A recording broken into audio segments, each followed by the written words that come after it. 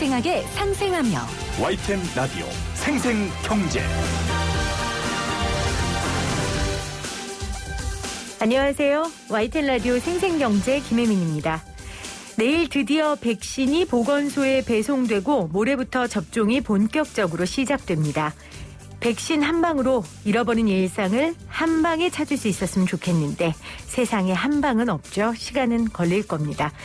백신이 코로나에 대한 항체도 만들어주고 잃어버린 일상도 되찾아주고 무엇보다 일자리도 좀 만들어줬으면 좋겠습니다. 대한상공회의소가 청년구직자 329명을 대상으로 조사했는데요. 응답자의 24%만 구직 활동을 적극적으로 하고 있다고 답했습니다. 반면에 의례적으로 하고 있다는 응답은 37.4%, 거의 안 하거나 쉬고 있다는 거는 23.7% 응답했습니다. 청년구직자 10명 중 6명이 사실상 취업을 포기한 상태죠.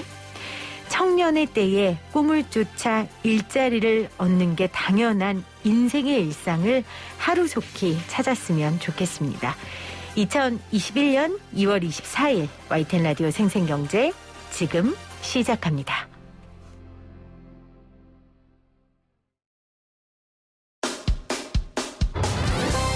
사람을 바꾸는 경제 이야기, 세상을 바꾸는 경제 뉴스. YTN 라디오 생생경제. 오늘 가장 뜨거운 경제 뉴스를 제일 생생하게 전해드리는 시간입니다. 정부는 오늘 3기 신도시 입지로 광명 시흥지구와 부산 대적, 광주 산정을 선정했습니다. 천정부지로 오르는 수도권 집값을 잡기 위해 정부가 빼든 공급카드 중에서 광명 시흥지구에 역시 관심이 집중되고 있는데요. 이번 3기 신도시 입지 발표의 자세한 내용 그리고 부동산 시장 안정에는 어떤 영향을 줄 것인지 창조도시경제연구소 이재문 소장 전화로 이야기 나눠볼게요. 소장님 안녕하세요. 네, 안녕하세요. 반갑습니다. 반갑습니다. 자, 광명 시흥 이 지역은 정부가 3기 신도시를 추진하기 시작할 때부터 유력한 입지로 계속 거론됐었던 곳이죠? 네, 네. 네, 결국 선정이 됐는데 배경은 어디에 있다고 보십니까? 일단 사업부지, 선정부지를 할 수 있는 어떤 사업지로서의 성숙도가 좀 완성이 돼 있었고요.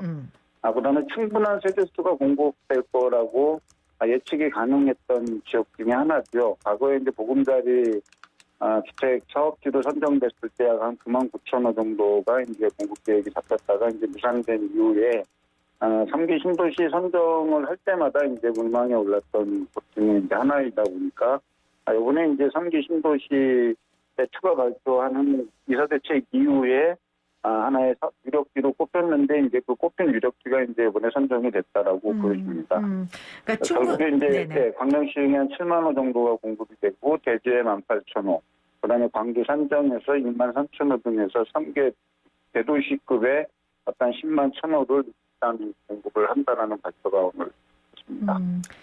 충분한 세대수를 공급할 정도의 규모가 굉장히 큰 부지고요. 그리고 인프라가 사실 이미 안정적으로 좀 들어가 있는 지역이죠. 네.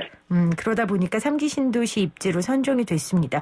그런데 사실 광명은 지금도 좀 많이 오르지 않았습니까? 네, 지금 3기 신도시로 발표되는 지역들도 최근에 이제 주택 가격이 많이 이제 상승한 지역 중에 이제 한 곳이죠. 네. 또 광명 시흥도 마찬가지로 과거로부터 이제 사업지도 물망이 오를 때마다 이제 주택 가격이 조금 이제 등락폭이 있어 왔는데요. 네.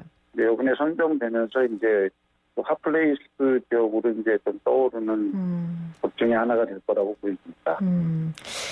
자, 시흥 광명 지역 3기 신도시로 선정이 됐습니다. 7만 호의 집을 짓겠다 했는데 분양과 입주 시기는 언제쯤으로 전망됩니까? 일단 이제 사업지구의 이제 지정 이후에 어떤 그 지구 지정에 대한 어떤 설계 계획과 실시 계획, 또 토지 보상, 수용 및 보상에 따르는 절차가 얼만큼 빨리 되느냐에 따라서 이제 결정되겠지만 이제 통상적으로 우리가 신규 택지를 지정해서 이제 주택이 이제 첫 삽을 뛰게 되는 거 보통 한 7년에서 10년 정도 소요되잖아요. 네. 근데 이제 이번에 이사대책에서는 그 기간을 조금 앞당겨서 주택을 공급하겠다라고 얘기하니까 인허가 절차라든지 모든 절차에서 조금 속도를 내게 된다 그러면 한 2025년부터는 공급이 되지 않을까 이렇게 생각을 합니다. 2025년부터는 공급이 가능할 것으로 전망을. 이제 뭐 그 전에 이제 분양이라든지 이런 거는 하겠지만 실질적으로 이제 뭐 입주 시기라든지 가름을 한다 그러면 네. 5년 이후가 되지 않을까 싶습니다.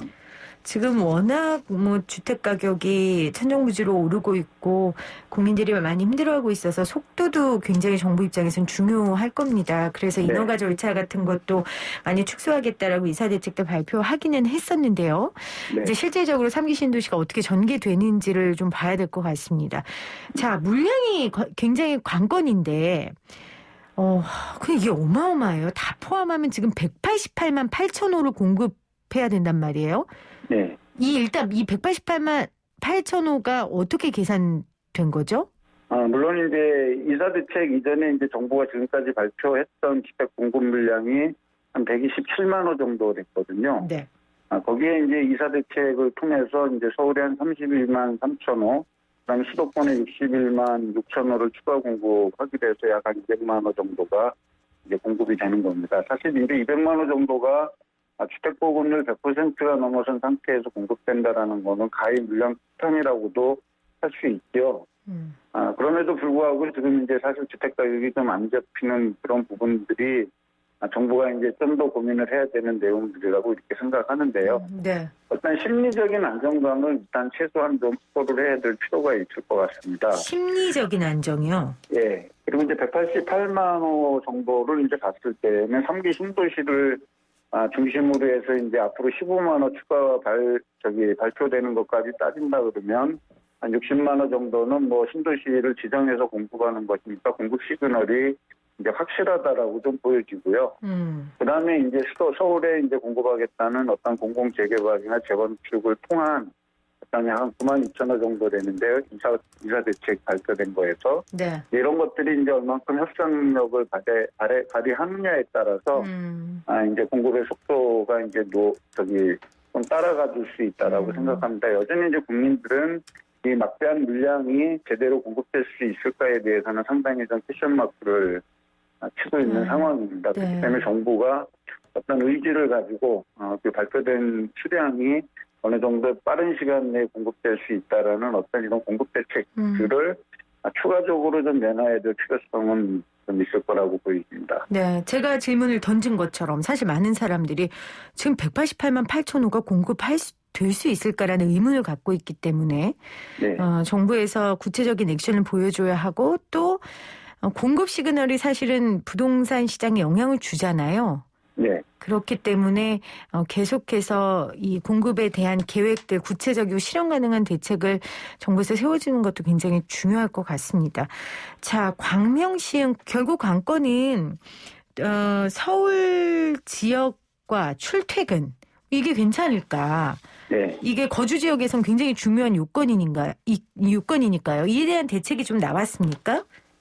일단 뭐 이번에 3기 신도시의 어떤 가장 이슈는 신도시가 늘어서면서 거기에 따르는 이제 교통 대책이 이제 병행해야 되겠죠. 네. 만약에 교통 대책이 선행되거나 병행되지 않는다라면 사실 출퇴근의 어떤 교통 지역을 다시 유발할 수 있는 상황이 되어 있기 때문에 교통 정책은 신도시 발표 정책보다 못지않게 더 중요하다라는 어떤 생각을 갖고 있습니다. 물론 광명시흥이라든지 수도권 인근에서는 지하철이라든지 이런 것으로 출퇴근이 이제 가능하기 때문에 아마 그런 것들을 좀 더 추가적으로 보완할 것 보여지고요. 네. 그다음에 이제 제일 이제 논란이 되고 있는 GTX를 어떻게 이제 빠른 식으로 이제 이거를 정비해서 신도시가 입주 시기에 맞춰서 단계적인 개통을 할 수 있느냐가 아마 최대의 관건이 될 거라고 생각합니다.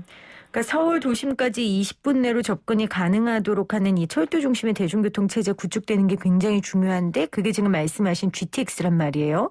네. 그런데 이게 지금 노선 놓고 논란과 분쟁이 끊이질 않고 있잖아요. 이제 뭐 각 지자체들을 거쳐야 되고 수도권을 관통하는 어떤 철도 노선이다 보니까는 내가 있는 곳에 여기 만들어진다 그랬을 땐 편의성이 더욱 확대되는 거 아니겠습니까? 네. 근데 이제 GTX의 본질이라는 것이 수도권 외곽에서 서울의 이제 주요 도심을 30분 내로 연결하고자 하는 목적이 있기 때문에 너무 많은 역을 정차하게 되면은 오히려 이제 역효과가 날 수 있기 때문에 그 여기에 이제 숫자는 이제 좀 제한되지 않을까 이렇게 생각을 합니다. 네. 그렇게 되면 GTX C 노선 같은 거는 수원에서 이제 일단 저기 수원역에서 이제 덕정역까지 가는 것은 한 10개역 정도가 지금 거론되고 있고요. 그다음에 B 노선 같은 경우는 이제 송도에서 마석까지 가는데 한 12개역 정도가 거론되고 있다 보니까 이걸 기준으로 해서 이제 경유역을 이제 서로 이제 쉽게 얘기해서 달라고 아니면 만들어야 된다라는 어떤 그 단체들의 어떤 주장들이 지금 여기저기서 이제 나오고 있는 그런 상황이다 보니까 좀 혼란스럽게 보여지는데요. 네. 또 3월 안에 이제 거의 뭐 노선이 확정돼서 발표되지 않을까 이렇게 생각을 합니다. 그렇죠. 지금 뭐 3기 신도시로 발표된 상황 가운데 계속 논란과 분쟁만 할 수 없으니 네. 아마 노선도 확정돼서 발표가 곧 될 것이다라고 설명을 해주셨습니다. 지금 0907님이 저는 김포 사는데 5년 전부터 교통 상황이 최악이에요. 지금 이렇게 문자 주셨거든요. 네. 제 주변에서도 뭐 김포, 검단, 원당 이 사는 분들이 이 원성이 굉장히 높아요. 서울 출근하는 그 시간이 옛날보다 너무 많이 걸리는 거예요. 이 지역에 인구가 늘어나고 있는데 교통 상황이 받쳐주지 않으니까 교통 기반이 굉장히 중요하지 않겠습니까? 근데 이제 오히려 신도시를 만드는 것보다 교통 인프라를 갖추가는 것이 오히려 더 시간이 오래 걸릴 수도 있고요. 아하. 또는 이제 도로를 확장한다든지 아니면 우회도로를 만드는 것이 쉽게 얘기해서 짧은 시간 안에 되는 것이 아니지 않습니까? 그렇죠. 그다음에 이제 철도나 지하철 같은 강전철이라든지 이런 부분들은 더 시간이 오래 걸릴 수 있는 여지가 있기 때문에 이 수도권 외곽에 이제 신도시를 만들어 놓고 사람을 거기에 분산시킨 다음에 다시 도심으로 출근시키는 그 과정이 너무 힘들기 때문에 우리가 과거에도 볼 수 없었던 지금 최근에 그 수도권 인근에 네. 버스 행렬이라든지 지하철이 지옥철이 된다든지 이런 것들이 늘 지금 반복되고 있는 거 아니겠습니까? 3기 신도시는 그래도 2기 신도시보다 교통 접근성이 서울을 중심으로 봤을 때 상당히 월등하고 이제 그런 부분들 때문에 이제 많은 분들이 선호할 것으로 보여지는데요. 거기에 발맞춰서 교통 대책도 또 이 교통 인프라 구축도 발빠르게 움직여지지 않는다라는 또다시 교통지역이 재현될 수 있는 부분이 있기 때문에 네. 지금은 이 부분에 정부도 상당히 좀 신경을 쓰고 있는 것 같습니다. 네, 알겠습니다. 정부가 수도권 주택 공급 확충을 위해 광명시흥을 6번째 3기 신도시로 선정했다는 소식 지금 전달해 드리고 있습니다. 창조도시경제연구소 이재문 수장과 인터뷰 나누고 있는데요. 자, 아까 앞서 시장 분위기 조금 잠깐 읊기는 했는데 네. 투기 방지를 위해 오늘 발표된 세 곳 모두 토지 거래 허가 구역으로 지정됐는데 이것만으로 시장의 상승을 좀 막을 수 있을까요? 일단 이제 이사 대책의 어떤 주요 골자는 이사 대책 이후에 어떤 부동산 투자가 이루어졌을 경우에는 현금 청산을 원칙으로 한다라고 일단 못을 박지 않았겠습니까? 네. 제가 봤을 때는 이것이 물론 유권 해석상의 논란이 있겠지만 제가 생각했을 때는 그것은 신도시에도 저는 적용될 거라고 좀 보여지고요. 또 토지거래 허가 제도로 묶음으로 인해서 투기적 가수요들이 이제 시장에 진입하는 것을 막고 있기 때문에 과거와는 조금 다르게 좀 선제적인 조치가 좀 이루어졌다라고 평가해서 투기 진작에 어느 정도 효과가 있을 거라고 봅니다. 그리고 또 하나의 이제 문제는 이 광명시흥의 구도심 주민들 이분들은 이 개발을 반대하지 않겠습니까? 아무래도 상대적으로 본인들 집값이 좀 더 떨어질 테니까요. 네. 이런 부분은 좀 걸림돌이 되지 않을까 싶기도 하는데요. 네, 일단 정부가 대부분 신도시 정책을 이제 발표하게 되면 논란의 여지도 있고 시민단체나 원주민들의 어떤 반대라든지 이제 이런 부분들로 인해서 네. 사업이 지연되는 어떤 그런 상황은 있지만 신도시 정책 같은 경우는 결국에 정부의 뜻대로 움직여지는 게 지금까지의 관행이라고 보여지거든요. 네. 그러니까 이제 반대를 하는 어떤 그 부분들 또 주민들은 또 개발로 인해서 삶의 터전을 잃어버릴 수도 있고 그다음에 또 고향을 떠나야 되는 어떤 그런 문제들이 많이 생기잖아요. 그래서 이제 이런 그 3기 신도시의 지금 개발에 있어서도 원주민의 재정착률을 좀 많이 높이고 또 원주민들에게 실질적인 혜택이 돌아갈 수 있는 정책도 변경해야 될 거라고 생각을 합니다. 그렇죠. 그 중요합니다. 그러니까 원주민의 재정착률을 높이는 것, 거기에 맞는 정책과 제도를 조금 고안하는 것도 정부의 역할이 아닐까 싶습니다. 네. 몇몇 신도시 같은 경우에 이제 구도심 지역 반발 때문에 무산된 적이 있어서 좀 여쭤봤고요. 네. 국토부가 4월까지 이번에 발표한 광명 시흥 신도시 외에 나머지 11만 호를 공급할 수 있는 수도권 신규 택지를 추가로 공개하겠다 했거든요. 네. 이제 또 어느 지역이 나옵니까? 근데 뭐 제가 예측하고 있는 지역은 이번에 광명이 이제 먼저 아마 협의를 끝내지 않았을까 이렇게 생각을 하는데요. 네. 이제 남양주에도 일부 지역이 지금 뭐 포함이 될 것 같고요. 그다음에 이제 하남시에도 일부 지역이 좀 포함될 것 같습니다. 이제 결국에 이제 3기 신도시의 확장성을 가진다라고 얘기하면 기존에 발표됐던 6곳 외에 어떤 부지가 어느 정도 최소한 만에서 3만 가구 정도가 입지할 수 있는 입지는 사실 수도권에 몇 개 있지 않거든요. 네네. 그런 지역으로 본다 그러면 남양주하고 하남 쪽을 좀 유심히 보시는 것도 나쁘지 않을까 생각합니다. 네. 남양주 하남시 이미 가격에 반영됐죠? 이렇게 소장님이 네, 예측. 반영이 돼 있고 이미 또 거기에는 3기 신도시 개발로 남양주 하남 다 마찬가지로 상당히 지금 이제 핫 이슈되고 있는 지역들이지 않습니까? 네네. 그러다 보니까 이제 각종 규제도 같이 들어와 있지만 그래도 많은 분들이 이제 지켜보다 보니까 이제 호가 위주의 강세는 유지될 거라고 보입니다. 사실 광명도 지자체에서 굉장히 노력을 많이 했다고 하더라고요. 네. 이 뭐 남양주 하남시 이쪽도 아마 물밑 작업들을 지금 하고 있을 텐데 네. 이 도시들은 어떻게 어필을 할까요? 일단 서울을 근접한 건 뭐 너무나 좋은 거고 여기에서 실제 서울까지 통근하시는 분들 지금도 많이 계시잖아요. 네. 그리고 일단 뭐 남양주나 하남 같은 경우는 강남 접근성도 좋고 단지 지금 이제 그 교통량들이 도로와 지하철 이런 부분들이 이제 어느 정도 이제 이 이동하는 인구들을 좀 원활하게 뒷받침해 줄 수 있을까? 그리고 이것을 어떻게 해결할 수 있을까가 아마 최대 과제가 아닌가 이렇게 생각을 합니다. 알겠습니다. 어쨌든 뭐 개발이라든지 이런 거는 지금 확정돼서 단계별로 지구 지정이 끝났고 이제 여기에 따르는 보상 그리고 이제 사업이 실시될 거라고 보여지기 때문에 최소한 늦어도 뭐 3, 4년 이내에는 입주가 첫 입주가 시작될 지역이 있을 거라고 보여지기 때문에 네. 그런 쪽에 맞춰서 이제 교통 인프라 구축을 좀 박차를 가한 좀 필요성이 점차를 더 커지게 되는 데다가 이번에 이제 추가로 발표된다라면 또 그만큼 한 25만 호 중에 서울에만 이제 한 뭐 10만 호 이상, 15만 호 이상이 이제 서울 쪽에 공급되지 않습니까? 네. 그렇게 수도권에 공급이 되면 당연히 이제 교통 문제는 또 최대의 이슈로 떠오르겠죠. 거기에 따르는 대비책도 충분히 세워야 될 거라고 보이고요. 네. 자, 앞서 공급 시그널 중요하다고 하셨지만 사실 실제 공급되려면 아직 시간이 걸리기 때문에 네. 정말 수도권 집값이 빨리 잡힐까 언제 잡힐까 이런 의문 갖는 분들 많으실 것 같아요. 올 상반기 수도권 집값 좀 어떻게 예상하세요?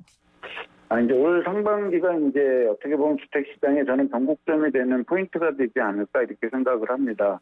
왜냐하면 지금까지 이제 정부가 25번 정도의 대책을 내세우면서 수요 억제를 펼치기 위한 어떤 정부 정책이 특히 이제 세금 문제에 관련돼서 이제 올 상반기에 그것이 진짜 시행이 되잖아요. 네. 그러니까 이제 종이 호랑이가 실질적인 이제 호랑이가 됐다라고 보여지고요. 그런 세부담이 이제 본격적으로 현실화가 됐을 때, 이제 세부담을 이제 일반 다주택자들이 어떻게 느끼느냐에 따라서 그분들의 이제 심리적 마지노 라인이 좀 무너질 수 있는 부분들이 있고요. 네. 그다음에 이제 잡혀가던 부동산 시장이 코로나로 인해서 작년 1년 동안 많이 이제 오르고 또 이제 핫했지 않습니까? 네. 네, 그런 부분들을 놓고 봤을 때 2015년 이후부터 지속적으로 이제 부동산 가격에 대한 상승이 이제 피로도를 많이 이제 상승시켰다라고 보여지고요. 네. 그다음에 이제 작년에 특히 이제 영끌이다 무슨 뭐 이런 얘기로 인해서 이제 많은 분들이 20, 30대 분들이 이제 주택시장에 많이 되고 유입함으로 인해서 구매 수요가 이제 어느 정도 이제 소진됐다라는 것이 심리적 요인과 이제 맞물리게 된다 그러면 주택시장은 조금 변곡점을 맞이할 거라고 보여집니다. 그렇지만 호가 위주의 어떤 시장은 상반기 내내 이제 뭐 계속 오르니 내리니 하는 어떤 그런 부분들을 좀 보여주지 않을까 이렇게 생각을 합니다. 네, 이번 상반기가 부동산 시장에서는 변곡점이 될 것이다 이렇게 예측해 주셨습니다. 창조도시경제연구소 이재문 소장이었습니다. 고맙습니다. 네, 감사합니다. 네, 저희 전화 연결 상태가 좀 고르지 않았던 것 같습니다. 청취자분들의 양해를 구합니다.